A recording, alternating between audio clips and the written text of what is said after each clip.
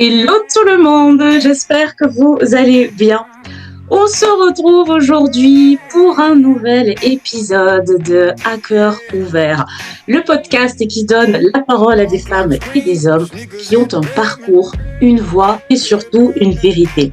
Ici, on ne parle pas de titre, ni de réussite, ou même de stratégie. On parle surtout de l'humain derrière ce qui a façonné, bousculé et transformé. J'ai le plaisir d'accueillir Aurélien Bancher, coach de cadre, de dirigeant, ancien sportif de haut niveau et un accompagnant reconnu. Aujourd'hui, il n'est pas venu ici pour être vu comme un coach, mais il est venu pour être comme Aurélien. Aurélien, je te remercie du fond du cœur d'être présent aujourd'hui et d'ouvrir ton cœur et qu'on puisse te découvrir. Comment tu vas ? Ça va super. Merci Cynthia et moi aussi je suis ravi de participer. Voilà, et puis c'est vrai que c'est sympa de pouvoir parler de soi d'une autre manière que ce dont on a l'habitude. Donc écoute, on va découvrir qui y a derrière le coach. C'est ce que tu disais. Tout à fait, j'ai hâte. Alors, je te suis depuis plusieurs mois maintenant Ouais. et je vois en effet que toi aussi, tu es très axé sur l'humain et que tu es dans l'accompagnement, pardon. Donc ouais, franchement, j'ai hâte de voir un petit peu ton parcours, ta voix, le message que tu portes et bien évidemment le moment que j'adore, la vérité. Ok, Ah, on va alors, voir la vérité. ouais, c'est clair. Alors, Aurélien, je souhaite que tu te présentes en quelques mots et ensuite on démarre. Ouais, donc moi je suis Aurélien, j'ai 46 ans, bientôt 47. J'ai eu un parcours en Z, parce que j'ai fait ma passion, le volleyball d'abord, en premier lieu, pendant 20 ans. Ça m'a donné l'occasion de faire du sport à haut niveau. Alors, j'étais un bon joueur de complément, j'ai joué avec des très bons joueurs, mais ça m'a donné l'occasion de croiser les hauts niveaux et puis de me rendre compte d'un certain nombre de choses. Peut-être qu'on en parlera, je sais pas.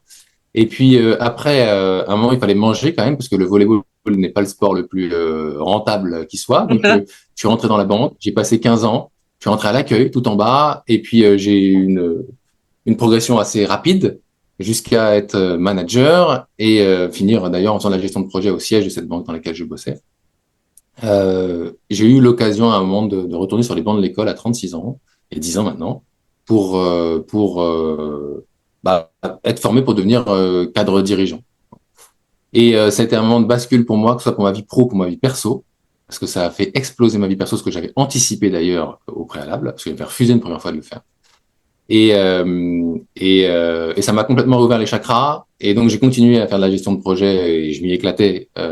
Mais en même temps, ça n'avait plus grand sens pour moi. Donc, à un moment, le coaching s'est imposé. J'avais été formé au coaching il y a plus de 15 ans de ça. J'adore être dans l'interaction avec l'autre, faire équipe avec l'autre, à deux, quand on est en séance de coaching. Déjà, on est une équipe. Donc, ça me va très bien. Euh, Avec l'idée quelque part que j'avais l'impression, modestement, mais j'avais l'impression que les organisations fonctionnent d'une manière en tout cas, donc je pense qu'elles peuvent fonctionner mieux. Voilà, on va dire ça comme ça, davantage sur la confiance notamment. Et donc de ce point de vue-là, j'ai mesuré que j'avais du mal à changer ça de l'intérieur, que c'était sans doute difficile. Donc j'ai vu l'échelle plus petite, à l'échelle individuelle, et de l'extérieur, en faisant du coaching, en accompagnement des cadres, tu l'as dit, en accompagnant des cadres et puis des dirigeants, des entrepreneurs aussi, pour que ils s'accomplissent pleinement, parce que des fois on a très bien réussi sur le papier, puis finalement on ne vit pas comme ça. Donc mon job, c'est de faire que les gens réussissent pleinement sur tous les plans. Félicitations. Ah, ça me plaît ça, c'est top. Bravo, bravo, bravo, et de très très belles choses. Écoute, moi j'ai hâte d'aller plus en profondeur avec toi et de voir qui se cache derrière Aurélien. Ok, allez, donc Aurélien, tu connais le concept de l'émission où justement on est sur trois piliers, donc le parcours, la voix et la vérité. Donc première question, quand tu regardes Aurélien, ton parcours aujourd'hui, voilà, à l'instant T, donc le sport, le management, le coaching, qu'est-ce qui pour toi a été le plus invisible aux yeux des autres et qui finalement a été le plus déterminant pour l'homme que tu es devenu? Wow, tu vas fort du premier coup, hein. On veut savoir. Qu'est-ce qui a été invisible? Je crois que je suis très bonhomme. Qu'est-ce que je veux dire par là? Il y a une vraie bonhomie chez moi. En fait, je crois dans les gens. J'aime les gens et je crois dans les gens. Et avec une forme de naïveté qui n'est pas feinte, mais qui est choisie. C'est-à-dire que je choisis sciemment de croire dans les gens, même si parfois, quelque part, dans telle ou telle situation, on s'entend pas avec quelqu'un, par exemple. Euh, et quand on est en situation d'être performant, quand on fait du sport, on est là pour être performant. On cherche à être performant, on est dans la compétition. Quand on est dans une entreprise commerciale, comme l'est la banque, on cherche à être performant. A priori, je l'ai été. Peut-être que ce qu'il en est de soi dans le fond n'est pas évident pour les autres. Alors, j'ai la chance de faire un métier aujourd'hui où justement être performant dans l'accompagnement de l'autre ou aider l'autre à être performant selon les critères que lui il a définis.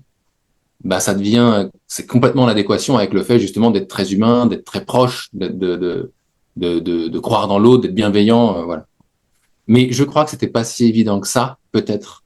Par exemple, sur un terrain, je vais être mal poli, mais c'est pas grave, Cynthia, j'étais un connard. Mais alors, Oh, clairement, le terrain de volley a longtemps été un exutoire pour moi. C'était une soupape de décompression et comme c'était dans les règles de tout faire pour gagner, en respectant les règles bien sûr, je pouvais me permettre de pas me comporter super bien. Et ça se passait que sur le terrain. À la seconde où le match était fini, je redevenais très sympa. Et d'ailleurs, ça pouvait être vachement surprenant pour les mecs contre qui je jouais, parce qu'ils disaient, mais en fait, t'es sympa. c'est Oui, clair. c'était là sympa, mais juste quand on a sifflé la fin du match. Bon. Donc, pour dire que, plus sérieusement, ouais, je crois que c'était pas une évidence. Parfois, en fait, il y a des choses qui pour nous sont tellement évidentes, parce que ça fait partie de nos valeurs, par exemple, ainsi de suite. L'amour est une valeur pour moi. J'aime les gens. Voilà. Bon. Je suis pas religieux, mais je vis quand même dans une société judéo-chrétienne. Ça imbibe. L'amour, c'est un peu la valeur de cette culture-là. Et quoi que j'en dise, elle est là, quoi. Bon. Donc, j'aime les gens et ça me porte. Et quelque part, j'avais le sentiment quand je faisais mon métier manager, par exemple, que c'était une forme d'amour d'aider les personnes à grandir, à s'épanouir, ainsi de suite, à réaliser leur potentiel. Mais je pense que c'était pas si évident que ça pour les autres. Et pour le coup, chacun a aussi sa hotte sur le dos. Donc voilà, il fallait balayer un peu devant ma porte. Voilà ce que je Ok. peux te dire, Cynthia. Écoute, c'est très beau. Je retiens surtout le mot, enfin, le fait que tu as beaucoup d'amour du coup pour l'humain. Je trouve ça très beau, surtout en cette période où les temps sont assez complexes et où on a tendance justement à oublier l'autre. Donc c'est tout à ton honneur d'avoir encore si je peux dire ça comme ça, ce sentiment en fait envers l'autre et d'avoir encore ce côté, enfin, ou du moins de garder ce petit côté naïf qui te permet Ouais, d'être dans la surprise, dans l'émerveillement aussi. Et ouais, ouais. c'est très très beau. Super, c'est J'ai fait top. beaucoup de supervision. Tu sais, quand on est coach, on a l'obligation déontologique d'avoir un superviseur. Donc, quelque part, j'ai été coach Hmm. de coach. Ah ouais, ok, Et, d'accord. et donc, j'ai même travaillé dans une école de coaching où donc on certifiait, j'accompagnais les étudiants en coaching et on les certifiait pour qu'ils deviennent coach professionnel certifiés. Et j'ai Super. vu passer des gens qui voulaient se former au coaching et qui n'aimaient pas les gens.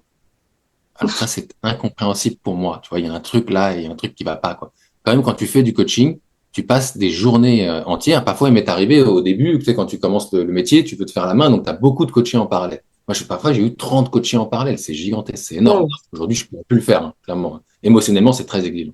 Hmm. Mais tu passes pas, peut-être que c'était pas 30, mais 25 séances, donc 25 heures en coaching dans la semaine, à recevoir les émotions des gens, Hmm. à ce qu'ils te parlent des difficultés qu'ils rencontrent, des problèmes qu'ils peuvent avoir, sans dans le fond, les aimer, quoi. Sinon c'est pas possible. Tu tiens pas le choc.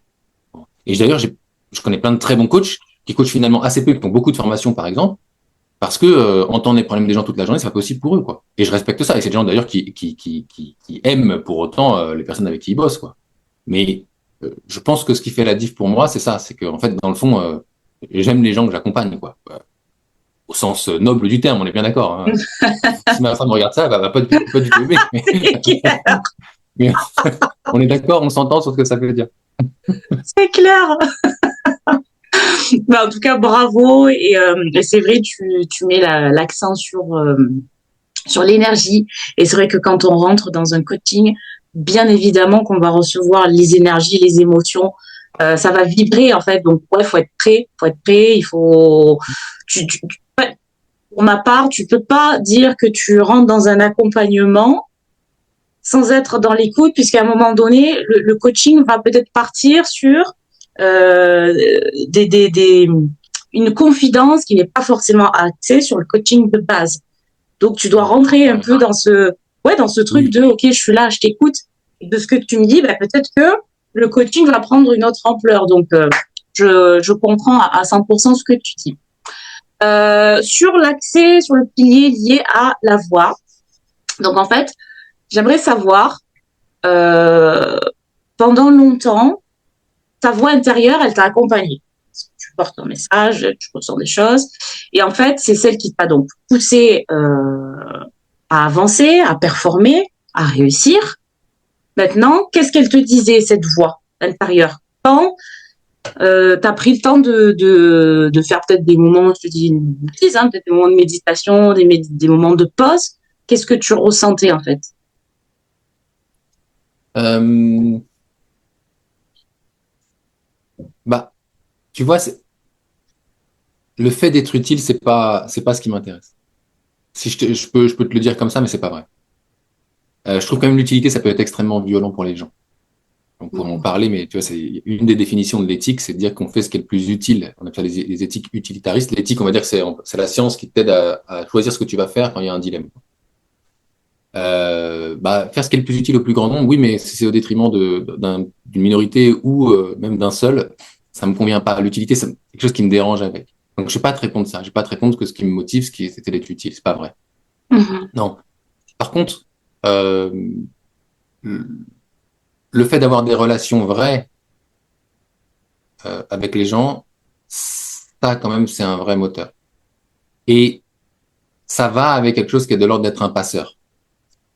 Quand j'ai commencé le volley, très vite, j'ai grandi. Je me suis encore dans la tête de mon entraîneur de volley quand il me découvre revenant de vacances d'été, ayant pris 10 ou 15 centimètres. Il se dit, oh putain, c'est génial, ça y est, on a un grand dans l'équipe.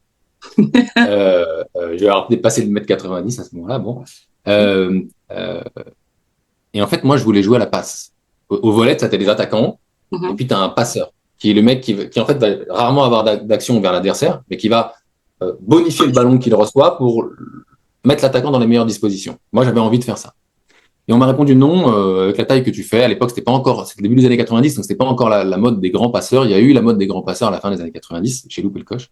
Mais on m'a dit non, tu vas jouer à l'attaque. Donc j'ai joué à l'attaque et à contre-emploi, en fait, mais toute ma carrière de volley. D'où d'ailleurs peut-être le fait que j'étais un connard sur le terrain. C'était pas tout à fait moi. On me demandait de jouer un rôle qui n'était pas celui pour lequel j'étais fait. Et en fait, sur la fin de ma carrière, j'étais en National 3 et j'ai joué 2 saisons à la passe. Putain, mais le kiff. C'était exactement le rôle pour lequel et bizarrement, moi qui étais un peu au niveau mental, un mec qui faisait des montagnes russes, quoi. Mais vraiment, c'était ridicule. Hein. Je pouvais être euphorique et puis le set d'après, la tête dans le sac. Bah, je me suis mis à devenir hyper régulier mentalement, tu vois. Et d'ailleurs, quand je jouais avec les mecs après, ils me disaient, c'est génial de jouer avec toi parce qu'en fonction, t'es comme ça. Et il y avait une stabilité émotionnelle qui s'était, mais en fait, j'étais juste en accord avec moi-même. Et quelque part, le boulot du coach, c'est d'être un passeur. Alors, pas un passeur au sens où il passe du savoir, parce que le coach n'est jamais en position de sachant, mais un passeur dans le sens où on parle souvent de la maïotique, je vais te faire accoucher de ton âme par mon questionnement, quoi. Donc, je te passe la balle à toi-même, quoi, tu vois, pour que tu puisses, toi, la bonifier, en faire ce que tu veux, quoi, et marquer les points. Donc, c'est ça qui me marque. Et dans le management, c'était la même chose, quelque part.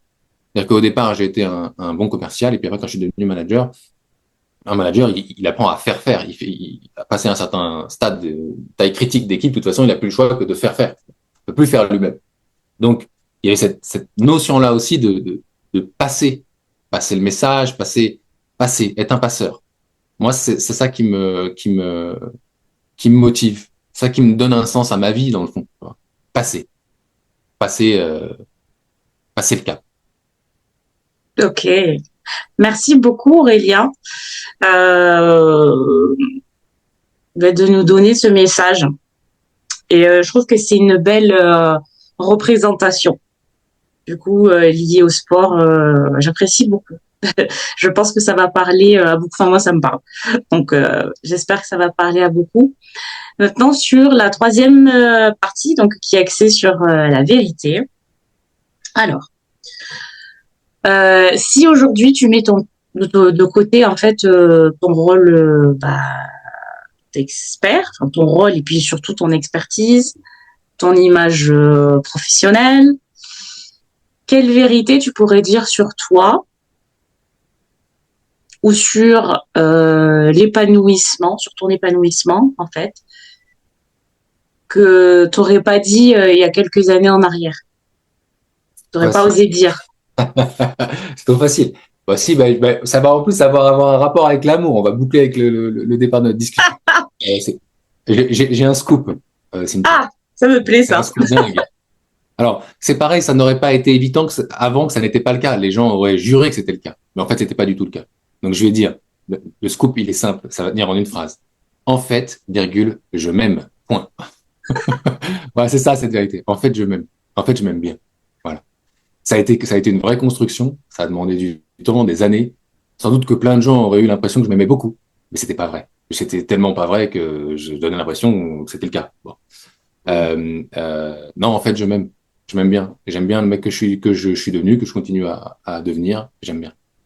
J'ai des défauts comme tout le monde, hein, mais je pense que j'ai commencé à arrêter de m'autoflageller, j'ai commencé à me déculpabiliser, à m'accepter comme je suis, et ouais, je m'aime. Et je pense que pour pouvoir aimer les gens, pour pouvoir les aider réellement, faut que tu sois au clair avec ça, quoi. Si un coach, il cherche sa valeur dans les yeux de son coaché, il est mort. Bah, et surtout, il est pas bon, quoi. Et il est dangereux, limite. Il est dangereux. Il est dangereux. Donc, ouais, je dirais, ouais, le scoop, finalement, il est assez récent, Cynthia. En fait, Ah, je m'aime. c'est une belle vérité, c'est une belle révélation. Ouais. Ça fait plaisir. Mais Ouais, ça se bah voit oui, c'est clair, là, hein. c'est pas mal, hein, c'est pas mal. Tu m'envoies des fleurs, c'est cool.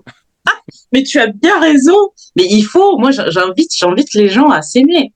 Je dis souvent, aimons-nous d'abord avant de demander l'amour des autres. Hmm. Complètement, Aurélien. Mais t'as raison à 1000%. Et moi, je suis super contente que tu aies déculpabilisé, voilà, que tu aies retiré un peu toutes ces énergies négatives, quoi, tu vois, qui Bon. te permettaient d'avancer ou quoi. C'est génial. On en parle comme ça a l'air simple, ça a été un travail de 25 ou 30 Ouais, ans, ouais, ouais, ouais. mais ouais, ouais, clairement, ouais. Aujourd'hui, je peux le dire. Mais dis-le Et encore une sans, fois.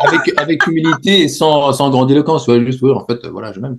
Je suis content d'être qui je suis. Je suis content de ce que j'ai J'adore. construit, la personne que j'ai construite. On aime, on aime. Ah ouais, on s'applaudit. Mais c'est génial. J'adore, j'adore, j'adore. Super. Ah, je suis trop contente là de ce que tu viens de dire. Vraiment, ça me touche. Ah, moi, tu m'as dit, fallait être à cœur ouvert, moi, j'y vais. Ah ouais, c'est clair. C'est complètement dans le thème. C'est génial. Surtout que c'est pas forcément simple d'ouvrir son cœur comme ça et d'accepter, tu vois, d'oser dire. Ouais. On est conscient de certaines choses, mais après de se dire, attends, je vais le dire à tout le monde aujourd'hui parce que ça y est, je suis en paix avec moi, ça y est, je suis ancrée, ça y est, je me sens enfin alignée avec ouais ce que je ressens, ce que je veux, la personne que je veux être. Et on peut l'écrire, tu vois, comme on fait nos publications, on écrit, mais de le dire à haute voix, encore plus en fait, ça amplifie le truc quoi. Ça résonne, ça part dans le monde entier, ça vibre. Et ça ressort sur ton visage, ça se voit. Et tu vois, il y a un truc pareil, tu vois, un truc qui serait pas, tu vois, par exemple, tu sais, des fois, quand j'ai fait la formation que j'ai faite, j'ai passé le MBTI, qui est un test de personnalité. Et ben, Mhm. c'était une évidence pour moi que j'étais extraverti. Aujourd'hui, je pense que dans le fond, Ouais. le petit Aurel, Quand il avait 10 ans, il était super introverti. Et en fait, je crois que dans le fond, je suis quelqu'un de plutôt introverti qu'extraverti. Mais j'ai tellement bien déguisé le truc toutes ces années Hmm. on aurait juré le contraire. Même moi, j'aurais la preuve, j'aurais juré le contraire. Mais en fait, dans le fond, je pense que je suis quelqu'un d'assez introverti. Donc, ça permet de passer ces messages-là de manière encore plus pure, je pense. Super, super. J'ai une dernière question. Ah, tu m'as dit qu'elle était Euh, salée, celle-là. J'ai peur. Vas-y. Si du coup on devait retirer toutes les étiquettes, voilà, coach, dirigeant, sportif, manager, et qu'on devait décrire, que tu devais te décrire avec une situation du quotidien qui te fait rire ou qui te ressemble, qu'est-ce que ça serait? Waouh. Alors, je sais pas pourquoi ça me vient. Alors, c'est triché parce qu'il y a mon fils qui arrive tout à l'heure pour passer une semaine avec nous. Là. Donc, ça serait quand je fais un câlin à un de mes enfants. Voilà, je trouve que Ok. c'est le meilleur moyen voilà. Papa, il a un grand cœur. Ah, Ah, c'est il s'est beau. emmerdé la vie avec plein de trucs, voilà. Mais donc, je ne suis pas qu'un père, hein, qu'on soit d'accord. Je suis aussi un homme, et ça, c'est pareil. C'est quelque chose que j'ai appris et que j'ai gagné avec force. Waouh. Ouais, celle-là, je pense, c'est pas mal. Donc, quand je vais faire un bisou avant chaque séance, je t'en donne les deux, tiens. Donc ça, et puis dans la réalité du quotidien, avant chaque séance, je vais poser un baiser sur les lèvres de ma femme. Avant chaque séance de Waouh. coaching. C'est un peu comme, tu sais, quand les mecs ils font le signe de croix avant d'entrer sur un Ouais, terrain ouais, de ouais. foot. Bah, c'est pareil. Avant chaque séance, et si des fois j'ai une minute de retard, ça c'est pour mes coachés, s'ils regardent la vidéo. Quand des fois j'ai une ou deux minutes de retard, l'une des raisons, c'est qu'en dehors de fait d'être allé me soulager quand même entre deux séances, c'est que je suis allé faire un bisou à ma femme. J'adore. Voilà. Ça, c'est obligatoire. Bon, bah, tu lui as pas fait de bisous là, parce que t'étais pile à l'heure, hein. Ah bah avant là, je suis allé 3 fois lui faire un bisou avant qu'on se retrouve. Elle est J'adore. sympa parce qu'elle me dit pas qu'elle en a marre. Elle est cool. Allez, prenez, c'est bien, c'est bien. Super. Bah écoute, je suis vraiment ravie. Je suis heureuse de te découvrir, Aurélien. C'est vraiment un bonheur d'échanger avec toi. Merci beaucoup hein, Merci à toi. pour la parole bah, que tu déposes avec justesse, avec sincérité. Et franchement, ce que je retiens là de notre échange, bah, c'est pas ton expertise. Parce que dans tous les cas, ton expertise, elle est là. Bon, c'est moi ce que je retiens en fait, c'est que tu es cet homme aujourd'hui ouais, qui a plus besoin de prouver, qui a Ouais. choisi l'alignement plutôt que la performance Mhm. à tout prix, tu vois. Et merci, merci au travers de ton échange en fait de rappeler que derrière chaque réussite, bah, il y a un être humain avec ses doutes, ses silences, ses vérités. Et merci quoi, merci tout simplement d'avoir ouvert ton cœur, Aurélien. Est-ce que tu aurais un Merci, Cynthia, parce que dernier si je mot l'ai fait aussi, c'est à parce dire? que, ouais, si je l'ai fait, c'est aussi que tu m'as donné tu m'as mis à l'aise et ainsi de suite pour que je puisse le faire. Donc, merci à toi, Cynthia. Bah, ouais, c'est un plaisir, ça. Un dernier mot, Cynthia? Ah oui, je veux bien. Oui, oui, oui, Oui. oui. Kiff. Hein? Kiff, c'est un bon dernier mot. Ah d'accord. Kiff. Voilà. Kiff. Voilà. Je pense que, non, plus sérieusement, entre 20 et 25 ans, j'avais un moteur dans le but, j'avais envie de faire plein de trucs et je savais pas quoi, c'était hyper angoissant. Aujourd'hui, on est 25 ans plus tard et je me rends compte que j'ai fait mon boulot d'aider les gens à faire ce qu'ils ont vraiment envie de faire.